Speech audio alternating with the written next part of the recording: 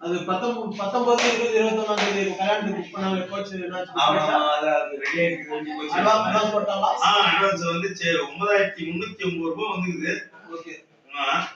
இப்போ 19/10 ஒன்று வந்துக்குது. அது என்னன்னு அது சபரிமலைக்கு வந்து இருக்கிறேன். சரி ஓகே. அது எவ்வளவு வாடகை பேசிக்கிற? வாடகை 16,000 ரூபாய் பேசிக்கிறேன். டிரைவர் படிக்கலாம். சரி. இப்போ 29/41 29/41 அதே போச்சு. 69 சீட். அது வந்து ரிப்போர்ட் பண்ணலையா வண்டி? இல்ல சொல்லிட்டு நான் ஆல்ரெடி மக்கள் சொல்லிட்டேன். அது தெரியலையா? இல்ல. சரி. சரி. பாண்டிச்சேரி ட்ரிப்புக்கு வண்டி கட்டி அவங்களே போட்டுன்னு சொல்லிட்டு நான். அவங்களே பர்மிட் போடுங்க. காலை பசங்க வந்ததுக்கு அவங்களே பர்மிட் போட்டுக்க மாதிரி பேசினேன். ஆல்ரெடி 29,000 ரூபாய் பேசிட்டேன். ஓகே.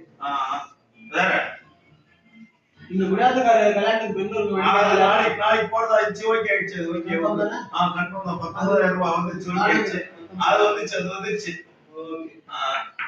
சரி. 29,400 ரூபாய்க்கு ஒரு பேச்சு சென்னைக்கு. அது இன்னும் வாடகை வரல. ஒண்ணும் இல்ல. அது வாடகை பேசிக்கிறோம். போராடி இருக்காங்க. போட்டுருவாங்க. சரி பாஸ் பண்ணு. அது கம்மியால ஆகாது. ஓகே. தர்மபுரிக்கு ஒண்ணு நாளைக்கு வாடகை ஒண்ணு சொல்லிக்கிறாங்க. என்ன வண்டி? அது பஸ் தான். சரி சொல்லலாம். ஏன்னா ஃப்ரீயா இருக்குதா பாரு ஃபர்ஸ்ட் வண்டி. 21/19 சொல்லிருக்காங்க. சரி போட்டுறோம். சரி.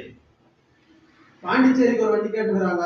அதுக்கு என்ன அனுப்புற மாதிரி ஏதாவது வேலைக்கு அது வந்து பர்மிட் அவங்களே போட்டுக்கணும். அவங்களே போட்டுக்கணும் மட்டும் தான் ஓகே ஆகுது. பர்மிட் அவங்க